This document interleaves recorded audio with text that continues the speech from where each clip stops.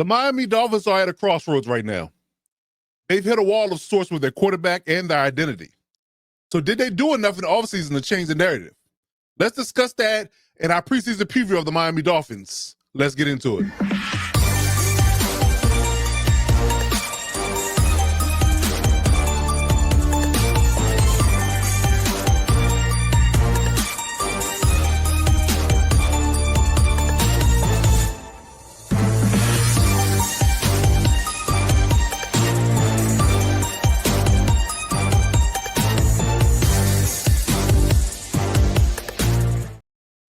There's a lot of noise going on in Miami, and not a lot is good.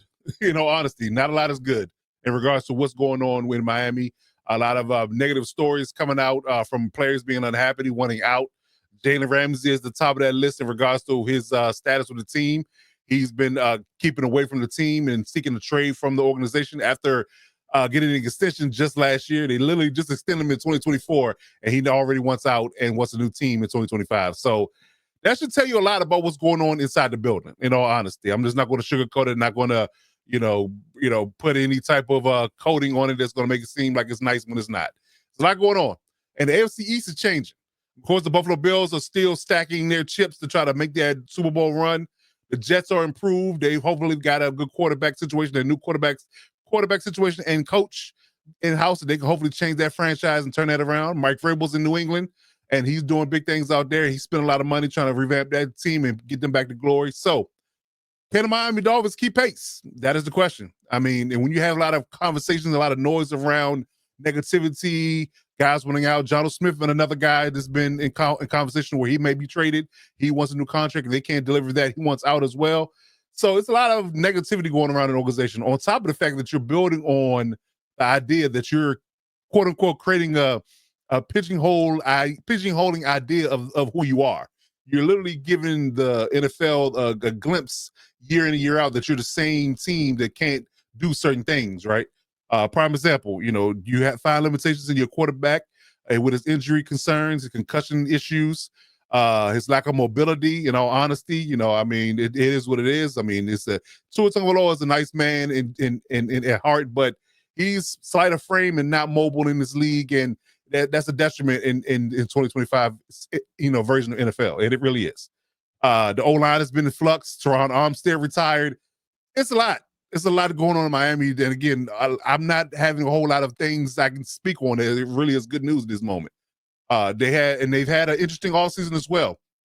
Very obscure and very, I guess you can say, under the radar what they've been doing in regards to their free agency pickups and their drafting. I think the last 2 drafts and from my perspective, from my coverage, has been really head scratchers.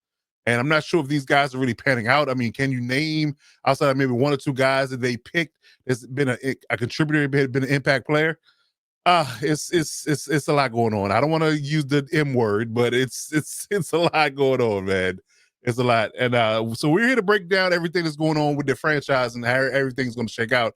I'm going to break down their free agency moves and break down their draft and what their schedule's looking like, and hopefully giving some insight on what they're going to look like come 2025's in route. Can they make strides to make the playoffs and maybe make a run? I don't know. It's a lot of questions, a lot of question marks going into the season. And I think that if this season doesn't pan out, I'm going to start off the video by saying this. If this season doesn't pan out, I'm sure that the upstairs members are going to be discussing changes. In my opinion, I think they're going to have to, at some point, maybe break up the band and start over. I'm not sure.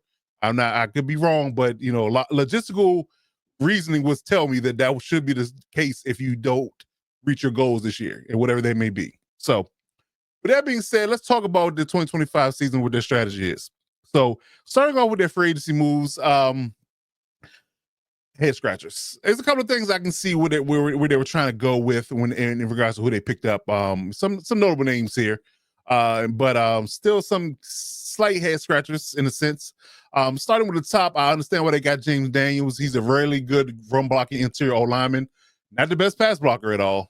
And let's be honest, the Dolphins love to pass the ball, but he's a great run blocker. He bounced around for a couple of teams. I think he started with the Bears and he was with the Steelers last. So a decent interior O-lineman. I mean, he's really good in the run game. He has a really good high PFF rating for the run. I think it's 90 percentile in run blocking. So, I mean, yeah, He can get it done in the run game. Pass blocking, not so much.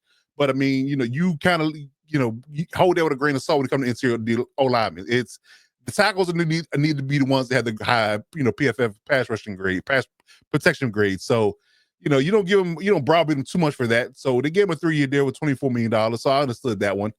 Didn't really understand that Zach Wilson signing with the backup quarterback situation, but I guess you feel like you need to upgrade over Skylar Thompson if Tua happened to go down. So you got Zach Wilson, a journeyman from the Jets, and who he was with the Jags last year, I believe, and he's now back in the division playing for the Dolphins. Tyler Dodson, 2-year, $88.25 million deal, linebacker. Decent, mid-tiered linebacker, not the greatest. Melifonwu, 1-year deal for safety. I like the Nick Westbrook-Akine signing, although he's more of an outside guy, and I think they like to play Tyreek Hill and Jaden Waddle on the outside, so somebody got to move the slot. So I'm not sure how that's going to work in the grand scheme of things, but I'm not going to give. I'm going to let Mike McDaniel handle that on his own. I'm sure he'll figure it out. Willie Gates signed a 1-year deal from the Chiefs. That's a good linebacker signing like that. Alexander Madison, from former Viking running back. They just load up on running backs, I guess, because all the guys they have are injury prone. So hey, as long as you have 1 or 2 in the building on game day, you're good.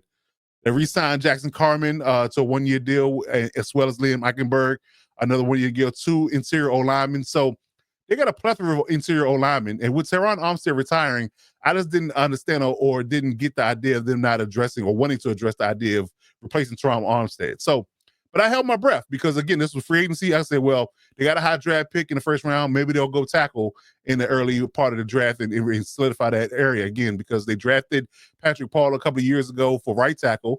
Hadn't really panned out that well, but they do have a young right tackle that they're trying to develop. So you think the left tackle will be the next up in line, but clearly I was wrong in that, but we'll get to that. But then they released Raheem Mostert. So not the greatest of honesty. I mean, I like maybe 1 or 2 of these signings. Outside of that, not a real great and glaring and polarizing free agency period for them, but that's what the Dolphins do apparently with this current regime. So status quo, just to say the least. So that being that, we move on to the draft.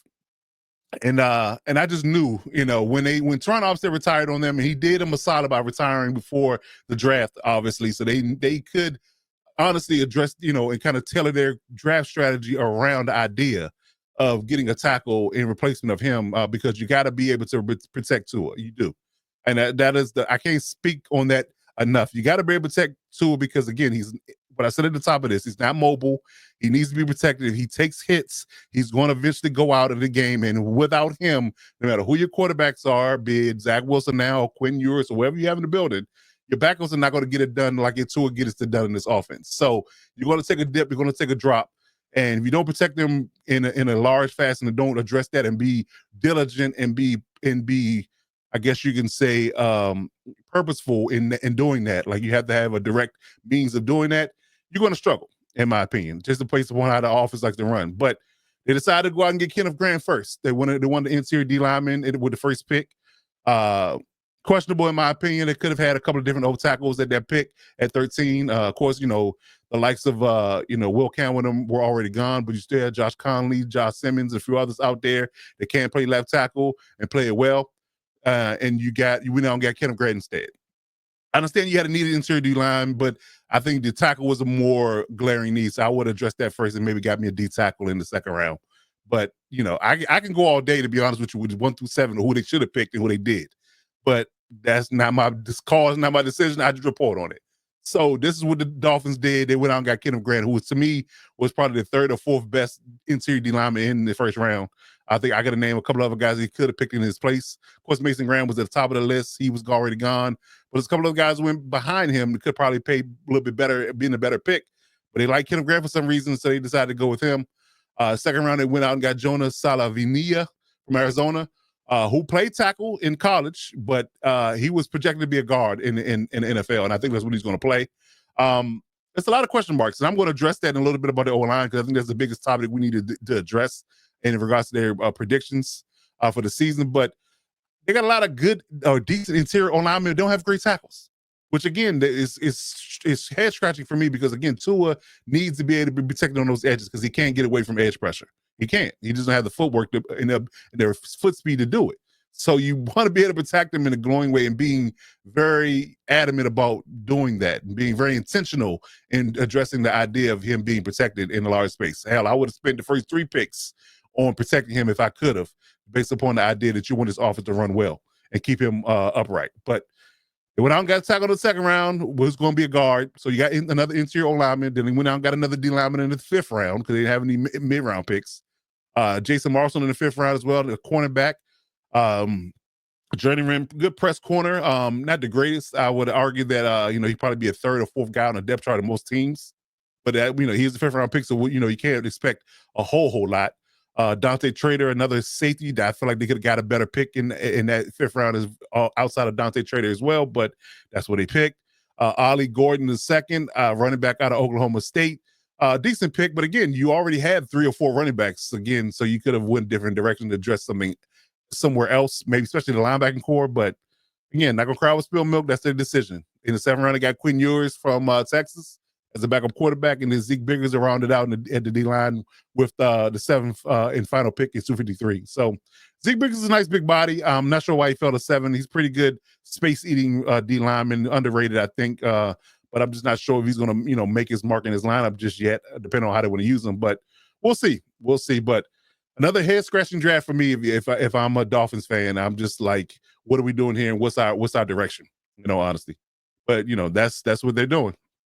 So, getting into their coaching changes and trades, they didn't make any trades, any noteworthy trades or the coaching changes. Still a status quo there in that front. But yet again, it's I think it's a make or break year for everybody involved in this regime. So we could be talking about this in 2026 preview about it being a whole different coaching regime if this season don't work out. I'm gonna let you know that right now. But no coaching changes, no significant trades. They kind of sat on their hands in that regard. So until we get the Jalen Ramsey news eventually, that's going to probably be the only significant trade that they might make, and to see what they may or may not get back from that will probably be the headlines. But until we get it, we'll wait and see. So getting into that schedule, the schedule is quite interesting, in all honesty. I got a lot of, I guess you can say, things to say about it in regards to how they're going to fare. Like I said earlier in the video, that they going to have to face a much tougher division this year. I think the Jets are going to be better, especially defensively. I think they got a solid, no nonsense and no noise type of quarterback with Justin Fields. New coaching regime, I think, going to have a better culture there. Of course, the Bills are going to be the cream of the crop. I think the Patriots are going to be much better this year, second year under Drake May and coached by Mike Vrabel. So they're going to be looking up at a few people in this division if they don't come out guns blazing in the first part of this. Now, I think the Indianapolis game week 1 is a toss-up. I think they can win that game. But then they got New England at home, and they got to go to Buffalo, get that cold weather game. There's not going to be cold out early. Then they got to go to the Jets. So they stay home with the Jets. I'm sorry. Then they go to Carolina. Then the Chargers at home. Then they got Cleveland, which should be go in their direction if they play to their potential. Atlanta, Baltimore, Buffalo, they got a bye week, and then New England should be a W. The Jets, then they got the Steelers at Pittsburgh, gonna be a cold weather game. Cincinnati at home, Tampa Bay at home, and they round out the last game of the season with New England at home, which could have a lot of implications. So it's a tough schedule. I think that outside of maybe Indianapolis, New Orleans, maybe split with the Jets, split with New England, possibly, maybe beat Cleveland. So that's about 6 or 7 wins I would give them. But outside of that, I'm not sure. It really just depends. It really just depends on what they do in regards to their schedule is concerned and how they play. But I'm going to be honest. I think their defense is going to struggle this year. They got a really good pass rushing room. They got interior D lines questionable. Their linebacker core is questionable, and the secondary is extremely questionable, especially if you trade Jalen Ramsey away. They lost their starting safety in Javon Holland. He's gone. So they replaced him with a rookie and a journeyman in Melifonwu.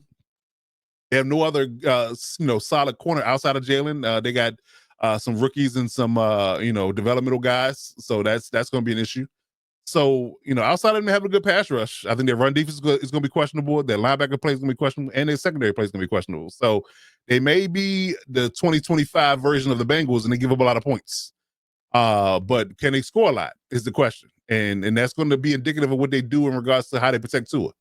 Because if I'm a defensive coordinator in the league at this moment in time, what I'm going to do, looking at this team and how it's currently constructed, you don't know what you're doing at tackle, you're not sure what you're doing in interior O-line and how they can pass protect. I would literally hone in on stopping and running. That would be my number one priority. And then I'm going to limit and hone in on the short passing game. If I can stop the run and make Tua hold the ball, I'm going to beat the Dolphins every time.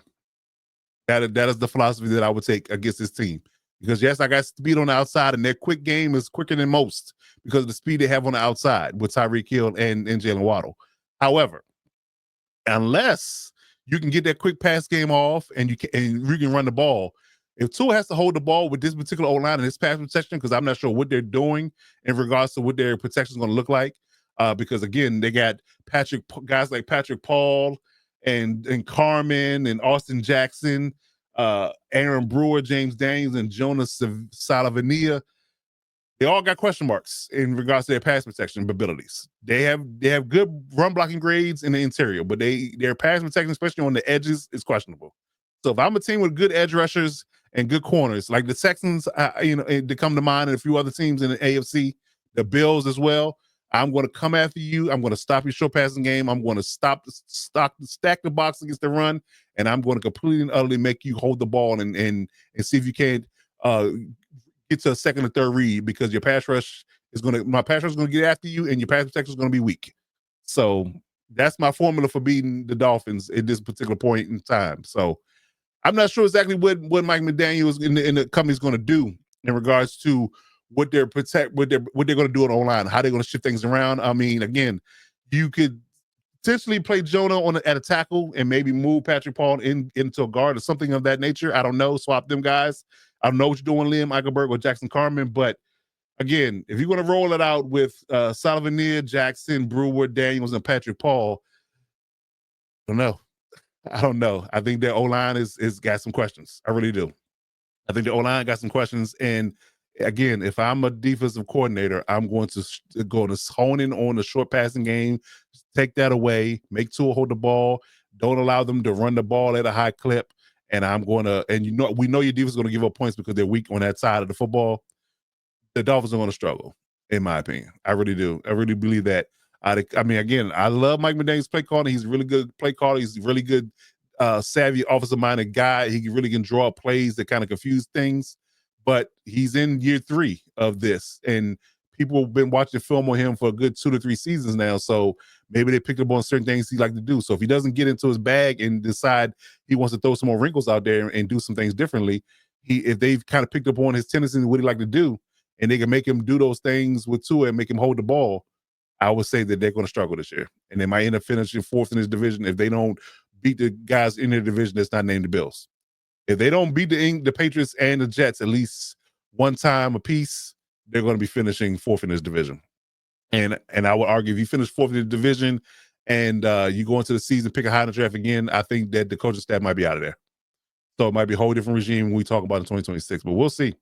But those are my predictions, man. I think that the Dolphins are at a crossroads right now. They have to somehow change the narrative, and I'm not sure they can do it based upon all the turmoil they got going on. I think they got a lot of issues they got to resolve, and it might take them a year to do it, maybe longer, but we'll see. Stephen Ross, you got your hands full. That's the owner of the Dolphins, so we'll see how things roll, man. But as always, man, if you're looking for the gang, check us out on socials, man. The Hit Squad is here. Check us out each and every day. If you need to hit us up on any Commanders, Chiefs, or Chargers front, hit those guys up on socials. And if you're looking for the Lockdown Defense Sports Network in entirety, please hit that subscribe button for the YouTube channel. As always, let people know we're booming out there. You hit us up on socials. We're pretty much on all platforms, including Facebook. That's not listed here. So check us out, follow us, subscribe to the channel as always, man. And throw us the email if you need to. And let us know how we're doing these preseason previews. And we'll be back next week with another round of NFL sports talk when it comes down to the preseason preview. And next week, we're doing NFC North. But in the meantime, between time, I'm your boy, Coach Defense. Like I said, hit that subscribe button. Let everybody know we're out there. Until then, you got to do one thing well. Step up and lock it down.